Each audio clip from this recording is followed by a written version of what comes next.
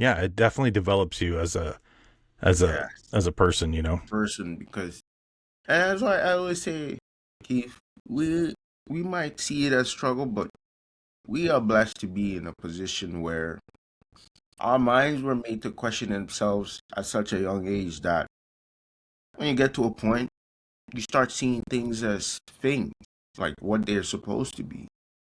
And life kind of pushes you to a point where you stop looking at external things. If it wasn't for food, eating, shelter, most of us wouldn't be even doing the things we do, you know? I We, feel that exactly. I tell people all the time, if you try to attach your happiness to something outside of you, you're screwed. but you are so screwed. You've got to figure out how to be happy in any situation. Yes. And that's the thing. That's what I'm saying. That we were blessed to, and that's why I always say it's a blessing because we were blessed to sit there in that struggle and make sure we find peace before we can move forward. Because when we don't, we're still gonna be in it.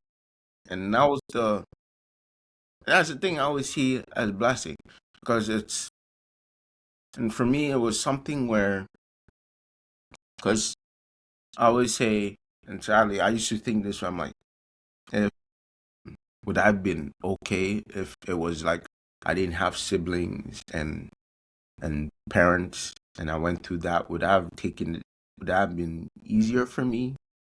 You know, I was thinking like, because I like, will I have an excuse to why I went through all of those things at the time? I used to think that way, right? And it was a question I always questioned myself with. But when I came to like think about it, I realized that sometimes it's not about it's not about the question of excuses, right? Because that was what I was looking for. But it's a question of what I've learned from it.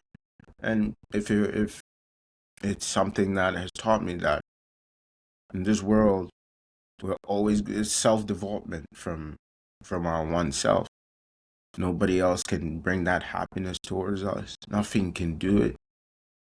Um, even if it seems plausible. Like you can be in a field of uh what's it, banana trees, but if you don't get up to go pluck them, you can't eat. That's how I seen it at the time.